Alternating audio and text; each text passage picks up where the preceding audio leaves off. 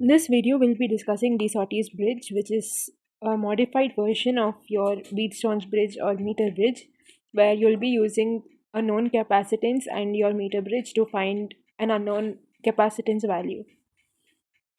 So let's start discussing the basics. So we all know about Wheatstone's network, where you have two resistance on one side and two on the other, separated by a line, and the balancing condition of this bridge is P by Q equals R by S, right? And in the same way, in this case, you have P being your unknown capacitance and Q being your known capacitance will be equated to your length of the meter bridge. So the length of the meter bridge wire, which itself acts as resistance, at your balancing length, you'll have two different values of L and 1 minus L, which gives you the R and S. And because as we all know, the value of capacitive reactance, which is the resistance offered by your capacitors, is 1 by omega C. So using that formula, we can modify Wheatstone's bridge or meter bridge formula and say that 1 by omega C1 whole thing divided by 1 by omega C is equal to L by 100 minus L. When you simplify this, you get C1, which is your unknown capacitance, is equal to 100 minus L by L into C. So that's the formula we're using in this experiment. And in addition to that, we have to prove the series and parallel combination formula. Now let's set up the circuit for the Sauty's bridge. So what you have here is your regular meter bridge with an unknown capacitor here on the left side and a known capacitor on the right side, and you have your audio oscillator.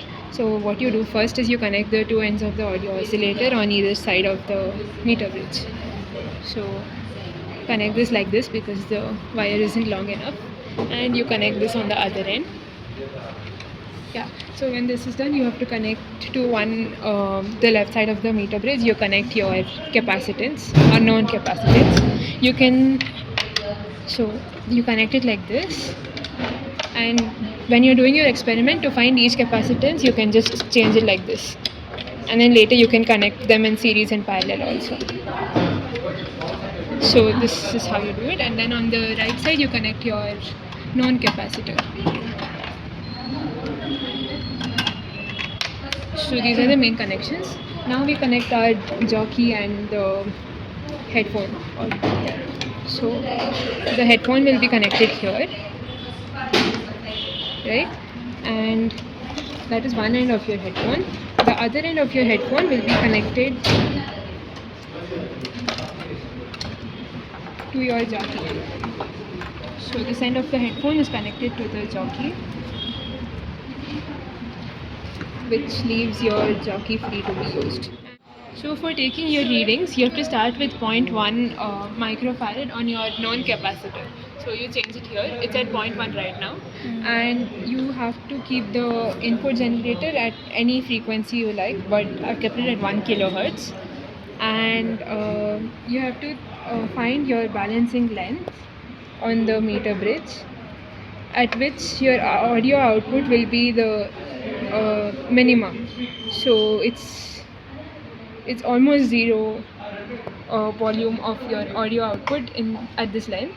So when you get this length, you just note it down here as your balancing length, and then you repeat the same thing for 0.2 microfarad, and you repeat the same process. Find your balancing length at which your volume output is minimum, and note that length down. Then when you repeat this up to 0.6 microfarad, you can find your C1 value using your regular Wheatstone bridge formula, which is C into 100 minus L by L. So because it's 100 here, you have to keep the length in centimeter itself. But if it was 1, you have to convert it to meters. But here is 100, so you don't need to. So when you find the C1 values for each known capacitance, you can find your mean value of C1. Then you change the connection here to the other capacitor. Repeat the same process for you. Once you're done with both the individual capacitors, you have to find the value of your parallel capacitance. So you connect this first capacitor in parallel with your second capacitor by putting a wire two wires here, and you repeat the same process for 0.1 to 0.6 microfarad, and you will see that your value of main capacitance will be around the sum of your first and second. So we had 0.6 and 0.1. So your mean capacitance in parallel will be 0.7, which justifies that your parallel capacitance is C1 plus C2.